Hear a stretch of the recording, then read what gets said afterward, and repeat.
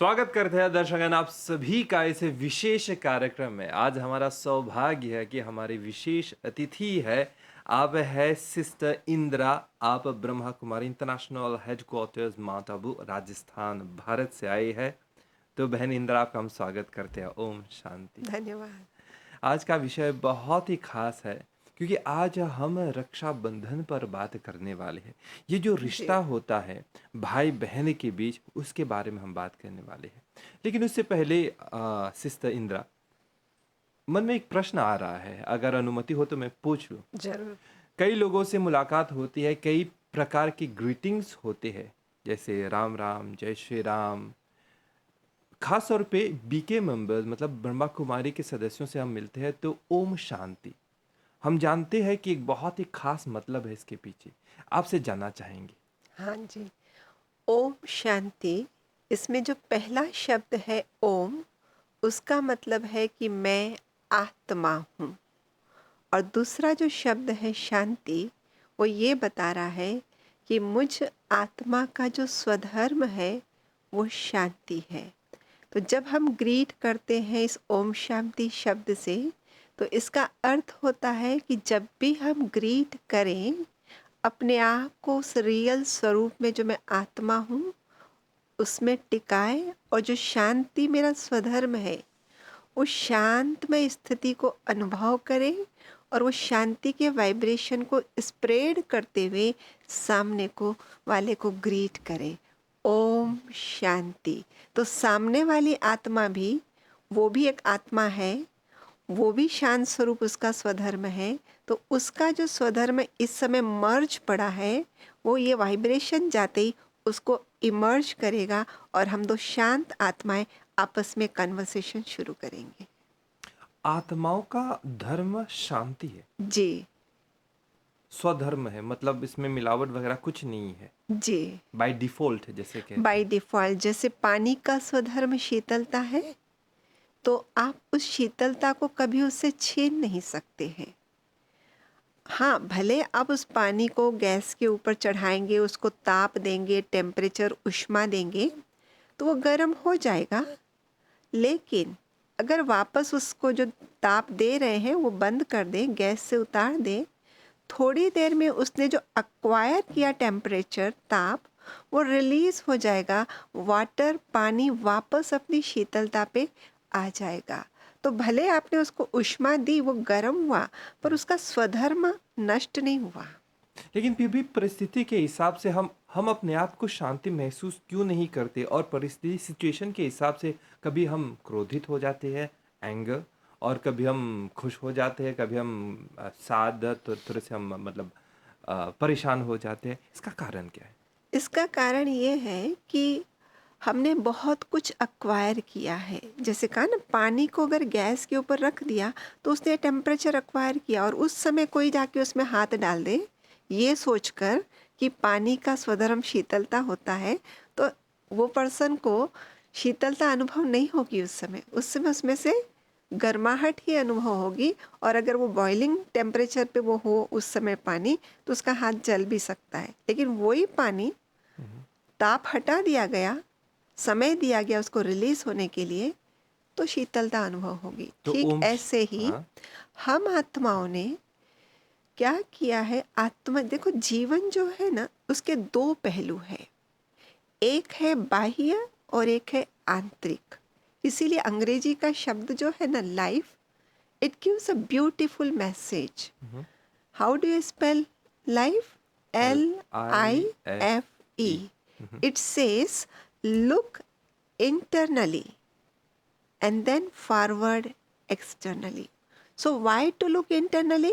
Because internally is the energy, is the soul, is the atma, because of which this body you feel जिंदा है। Okay. लेकिन वो आत्मा इसमें से निकल जाएगी, इट इज नो मोर। आप अंतिम संस्कार कर देंगे इसका। तो इसीलिए वो जो आत्मा है, उसका जो ओरिजिनल स्वधर्म है, वो शांति है जरूर, लेकिन वो आत्मा लंबे समय से इस शरीर में रहते रहते भूल गई कि मैं आत्मा हूँ, और समझने लगी कि मैं ये शरीर हूँ। आज भी कोई दर्पण के सामने जाता है ना, तो उसमें इसकी इमेज तैयार होगी और उस इमेज को देखकर क्या कहेंगे, ये मैं हूँ। कहते हैं कि नहीं और कहते? बहुत खूबसूरत मैं हूँ। हाँ, तो इसको मैं कह रहे हैं। लेकिन थोड़ी देर के बाद सपोज कि किचन में गए, अभी खाना तैयार नहीं हुआ है लेकिन भूख बहुत लग रही है, चूहे कूद रहे हैं, आई कांट वेट, तो मैं देखती हूँ फ्रिज में कुछ हो तो खा लूँ मैं। मैंने फ्रिज खोला, मुझे एप्पल दिखा, मैंने एप्पल उठाया और चाकू लिया और ऐसे रखा और ऐसे काटा। एप्पल तो कट गया, लेकिन गलती से ना उंगली भी कट गई। नाउ अब आप क्या एक्सक्लेम करेंगे, मेरी उंगली कटी या मैं उंगली कटी? मेरी उंगली कटी। बट मिरर के सामने, दर्पण के सामने, शीशे के सामने आपने इसको क्या बोला, मैं। और अभी मेरी क्यों हो गई? हाँ, तो इसका मतलब कि हाथ मेरा, उंगली मेरी नहीं है, मतलब मैं उंगली नहीं हूँ। हाँ, हाँ। तो इसका मतलब जैसे कि अब ये मेरे सामने माइक है सपोज, तो मैं कहूँगी ये मेरा माइक है। ठीक है। बट मेरा माइक माना ये this is something I am possessing, पर मैं नहीं हूँ ये, मैं इससे अलग हूँ। तो जब मैं शरीर को कहती हूँ कि मेरी उंगली, मेरा शरीर आज दर्द कर रहा है, आज मेरी आंखें लाल लाल हो गई क्योंकि रात को मैं ठीक से नहीं सोई थी, तो सबके लिए मैं मेरा मेरा बोल रही हूँ। Then why I am getting again मैं इसके लिए, मतलब मैं और मेरा दोनों को मैं मिक्सचर कर रही हूँ, जबकि मैं बहुत अच्छी से पता है ये मेरा माइक है तो ये अलग चीज़ है और मैं इस माइक की मालिक हूँ, मैं अलग हूँ। पर यहाँ पे हम लाइफ के जो दो पहलू हैं, हम दोनों इसको मिक्स कर दिया और जो असली मैं है, असली मैं, उसको भुला दिया। जिसका स्वधर्म है शांति। शांति। तब कैसे भुलाया? जैसे अंगूठी पहनी हुई है, अगर आप फर्स्ट टाइम पहनेंगे ना अंगूठी, तो आपको ये जागरूकता बनी रहेगी कि अंगुली अलग है और अंगूठी अलग है। लेकिन जैसे जैसे समय बीतेगा ना, तो आप पाएंगे ये जो अवेयरनेस थी सेपरेशन की, वो अवेयरनेस थोड़ी डाइल्यूट होती जा रही है। एंड अ डे कम्स कि जब आप पाएंगे आपको लग ही नहीं रहा है कि आपने कुछ पहना हुआ है। तो ऐसे ही शरीर में लंबे समय तक रहकर आत्मा ये भूल गई कि मैंने शरीर रूपी वस्त्र पहना है और अपने आप को समझने लगी मैं शरीर हूँ, जबकि शरीर वो है नहीं। तो और शरीर को हम पता है कि 5 तत्वों का बना है एंड इट हैज़ गॉट, कुछ इसकी आयु होती है, उस लिमिटेड आयु के बाद इसने ख़त्म होना ही है। तो जो चीज़ ख़त्म होती है, जिसका अस्तित्व स्थायी नहीं है, उसको हम सत्य बोलेंगे क्या? नहीं, बिल्कुल। लेकिन जो स्थायी है उसको सत्य कहते हैं। तो आत्मा के लिए क्या कहते हैं? भाई फलाने ने शरीर तो छोड़ दिया, ऐसे बोलते हैं, लेकिन फिर क्या बोलते हैं, अभी अंतिम संस्कार हो गया है, फिर फलाने दिन में है ना प्रार्थना सभा है, किस लिए? वो आत्मा जो शरीर छोड़ के गई है उसकी आगे की यात्रा शांति में रहे, सुखद रहे। मतलब आत्मा का अस्तित्व अभी भी बना हुआ है और इसलिए हम कहते हैं आत्मा सत्य है और शरीर असत्य है।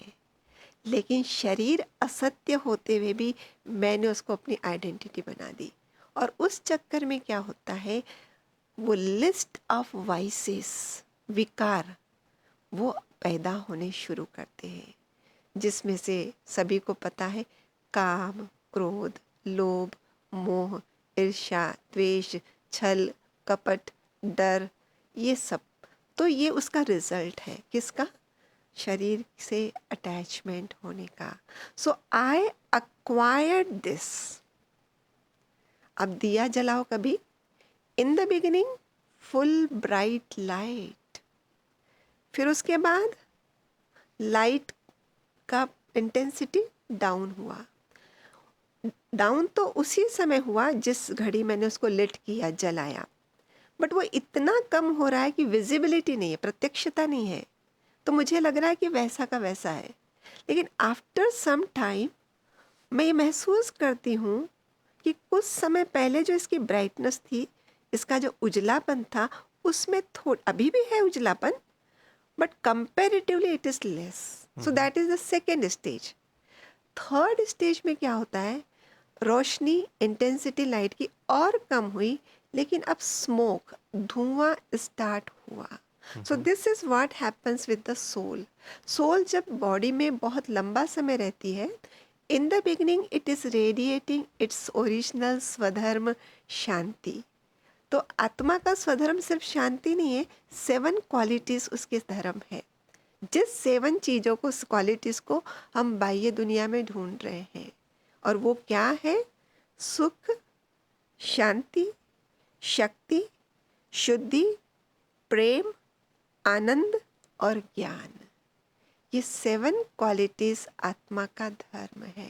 सिस्टर इंदिरा, आप आई है Brahma Kumari international headquarters Mount Abu से, तो ये 7 क्वालिटीज़ के बारे में ज़रूर हम गहराई से जानना चाहेंगे, लेकिन फिर भी अगले कार्यक्रम में ज़रूर, क्योंकि आज का हमारा विषय है जी. रक्षाबंधन. लेकिन जिस तरह से आपने एक्सप्लेन किया ओम शांति, मतलब शांति हमारा स्वधर्म है. मेरे ख्याल से जो हमारे दर्शक लोग हैं जो हमें देख रहे हैं अभी, उन लोगों को मतलब बहुत ही अच्छी तरह से पता चल गया है कि जब हम ओम शांति कह रहे हैं तो मतलब मैं भी शांत हूँ, आप भी शांत है, जगत पूरा संसार शांत है. बस विकार को हम अपना लेते हैं. आइए अपने विषय में आपको ले चलते हैं. रक्षाबंधन जो हम मनाते हैं भाई बहनों के बीच, रक्षाबंधन का महत्व क्या है? देखिए, अगर शब्द को देखें तो 2 शब्द है. एक है रक्षा और दूसरा है बंधन. यूं तो हर कोई बंधन से खुश नहीं होता है. हर कोई चाहता है मैंने बंधन मुक्त रहना है, फ्रीडम चाहिए, स्वतंत्रता चाहिए. परंतु जहाँ रक्षा की बात आती है, वहाँ हर कोई खुशी से उस रक्षा के लिए बंधन बंधवाना चाहता है. और ये रक्षाबंधन का पर्व जो है, भाई बहन के बीच में क्यों मनाया जाता है? क्योंकि भाई बहन का जो रिश्ता है वो पवित्र रिश्ता है. और जब हम रक्षाबंधन की बात कर रहे हैं तो प्रश्न उठता है, कौन सी रक्षा के लिए बंधन बांधा जा रहा है? इसी पवित्रता की रक्षा के लिए ही बंधन बांधा जा रहा है. और इसीलिए अब पवित्रता को कैसे सिंबलाइज किए, प्रतीक कैसे शो किया जाए, तो कब भाई बहन का रिश्ता पवित्र होता है, और इसलिए भाई बहन आपस में ये मनाएंगे तो उससे पता चलेगा कि ये पवित्रता का पर्व है. और वैसे भी पता है इसको दूसरा नाम क्या दिया जाता है? विष तोड़क पर्व. विष तोड़क पर्व माना जो विष को तोड़ता है. अच्छा. डेफिनेटली जो पवित्रता में टिका रहेगा वो विष को तोड़ेगा ना. या दूसरे शब्दों में ऐसा कहे कि विष को आप तोड़ेंगे तो आपकी पवित्रता कायम रहेगी ना.